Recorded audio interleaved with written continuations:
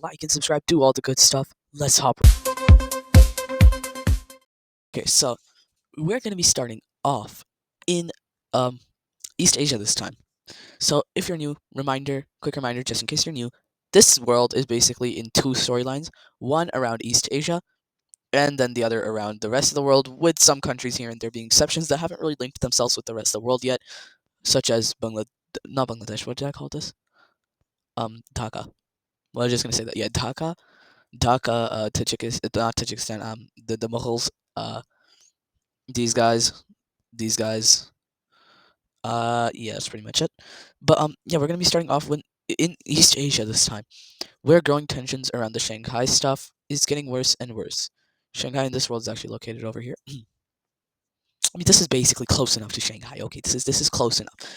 Uh, Over here though, now this is due to the instability is due to this entire thing not even really being ethnically Shanghai. So they all want independence.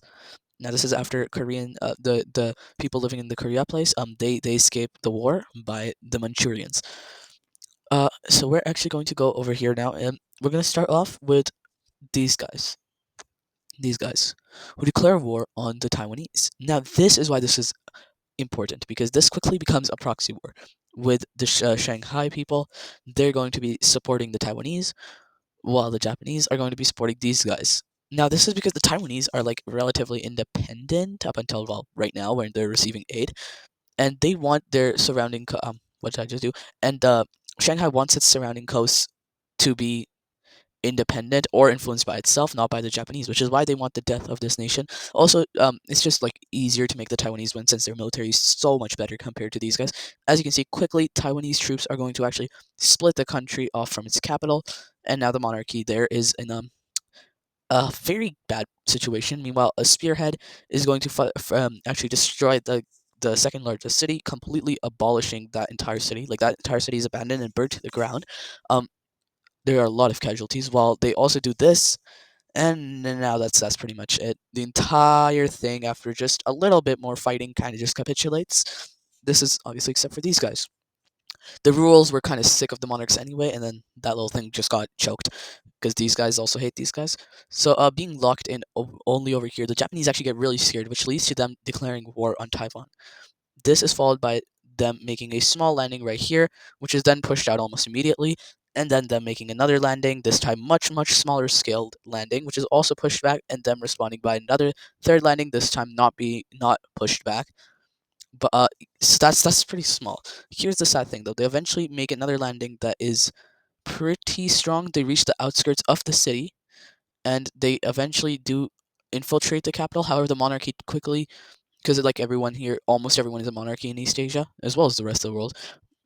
But that capture is going to lead to the monarchy actually flees into Shanghai, where they're going to be safeguarded in the capital. Now the problem is not the Japanese. I keep calling them Japanese. They're the Tokians. The Tokians, obviously they have this little chunk of land, and they use this to kind of try and get leverage, basically saying, okay, cut off support to the Taiwanese, send the monarchy back so we can do what we want with them, and we'll give you this little thing back. Which is really good because not only was it the first ever settlement in all of East Asia, when obviously the Koreans came from Saigon. Actually, technically Saigon was the first, but like up here in the north. So it's like a really good central hub. Not only that, but also as you can see, it's pretty close in proximity to like every single capital, which is why it's also a global, or like global as far as for these guys, trading hub. So it is left as it's a pretty like important thing. And then also obviously they don't want the Japanese to have a border with them because they're the Japanese navy is far superior, but their land armies are even better. And these guys' navy is stronger, but the Japanese land army is better, and then their navy can carry more supplies. So they've just been reinforcing this a lot. So eventually, they say yes, which leads to a pushback of Taiwanese troops. Actually, not a pushback. Just a little bit of pushback. Mostly, it's just a withdrawal and a peace treaty. As now they get ready to defend the homeland, and it's not gonna go very well. Like the push is still gonna be insanely slow just because of the logistics. But hey, it's happening slowly by slowly. More and more of Taiwan quickly begins to fall, and eventually it's looking more and more like the island itself may actually completely just get destroyed, obliterated, in fact.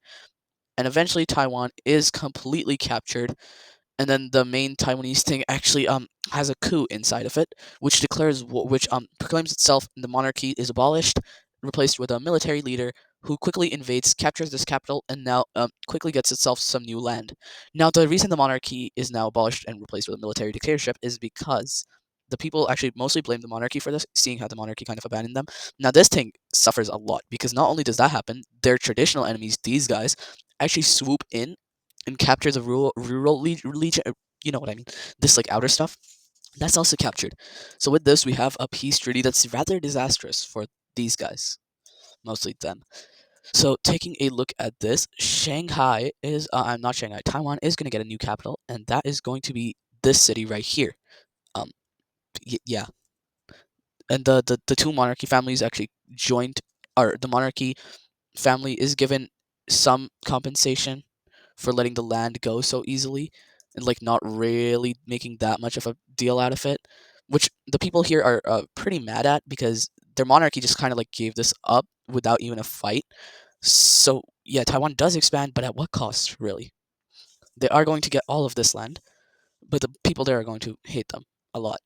And then this thing is just kind of vassalized for the most part by these guys. They want that buffer there. Eventually, the border I'm going to redraw just a little bit because the Taiwanese reach an agreement right here to give this land up to the vassal state as well. So they're hugging the coast a lot, and they're kind of they obviously, because most people hate the Japanese now.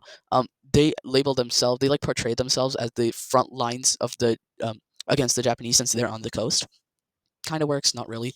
Then the vassal state over here continues to live on. You know it's a vassal state because it doesn't have a capital. That's how you know. That's how you know if it's a vassal state or not. So it's like the monarchy is it's not deported because they don't wanna like the monarchy was related to the Taiwanese monarchy, so the two monarchies get along very well. Or no, I meant the not the monarchy. Sorry, the military. Yeah, the military dictator was kind of related to the monarchy over here. Kind of, not really. Either way, like he liked it. He liked the monarchy in there because they fought off the Shanghai people, because Shanghai is now a principal enemy of the state, according to the new monarch, which is now the military, the military guy, their leader. So eventually this is also the main island though. The city there is completely burnt and completely in ruins, and then it's also turned into a part of Japan.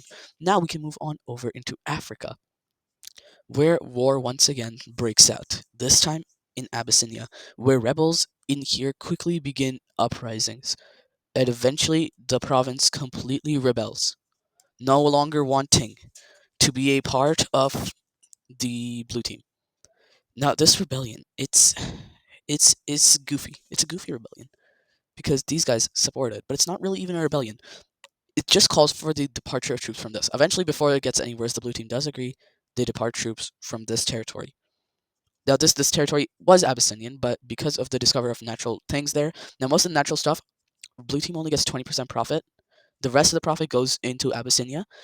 So, because that's their semi-autonomous province. But now, since the blue team is forced to leave this, they're back to getting that 20% instead of 100%. Now, they also look to reclaim this territory and this territory down here. However, that is proving to be rather difficult, and eventually, a full war is launched. Troops are stationed at every inch of the border, and war breaks out. The blue team absolutely demolishes in the north, but the more south they get, the worse it gets for them, especially over here where it's a turning point, and the troops and the advantage is given to the Somalian. Now, this is because the Somalian population living here is kind of sick of the blue team's rule, so that's why. Same with the Abyssinian population living here. Everyone living in the south is sick of the blue team, so that is going to go somewhat well. But obviously, the capital is in the north, so the blue team. Obviously, the blue team is in a better position because all of this land is mostly unpopulated, anyways, and it's not economically, it's not that valuable. Eventually, this is cut over here. Like this gets cut off, and now it's a very bad thing because remember last episode how I said that if this nation was to ever get cut into two pieces, the South would absolutely have no resources left. That's exactly what happens. Main roads are sabotaged now, and a blue team landing is made into the key port cities to also shut down any exports that these guys are making, any imported goods as well, which is not that much anyways. So now they're completely having to live off of themselves, which they don't have the resources for. So with the blue team having captured all of these guys quickly begin capitulating, and eventually they sign a truce with the blue team itself that allows for the blue team to just completely like annex them like this, which is going to lead to two things. Firstly, the blue team actually pushes out into Somalia over here as well. Now you can see the entire Somalian thing is about to just die. This is not going well for them. But after that, they also push back Somalian troops. Some of them in the north of their front, they retract troops, while in the south it's pushed out. Either way, though, that leads to another big, huge offensive actually that completely eradicates the south. And now they're in a horrible situation. They actually pull out of this just to like try to make peace. However, the blue team still just goes ahead and says no, even though they first said that if you pull out of this, then we might just peace out with you. Stay hydrated. Okay, so with that, the red team actually hops in and they're like, all right, listen, blue team, stop bullying the Somalians. Chill, please. So they do calm down a bit, but it's a little bit too late. And eventually, only actual Somali land that they had before the expansion stuff is left. After all of this, rebels / capitulates, and then the south is completely left alone and destroyed, having no major port cities left. And that is followed by the monarchy finally surrendering and the collapse of the only real African nation ever in the history of Africa. Not in the history, like right now, the only real African nation was this, because obviously these guys were just escapers of the Mamluks, which were people who wanted to get away from the red team. Obviously now they're an African nation because those main red team, anti-red team people all are dead and have been replaced. But still, this so far it is the year 500, 600 since the series started. It's been 600 years since the emergence of the red team. And in 600 years, a lot has happened. We're gonna say, unless I say so, every episode is going to be 100 more. Actually, no. So far, we've had 13 episodes, and if we do 50 years on each episode, 12 times 50, 12 times 50 is 600. Okay, so 650. This is year 650 by the end of this episode. So yeah, unless I say so, every episode is 50 years. Unless I say so. So yeah, with this, we're going to have actually a really brutal peace treaty. So give me some time.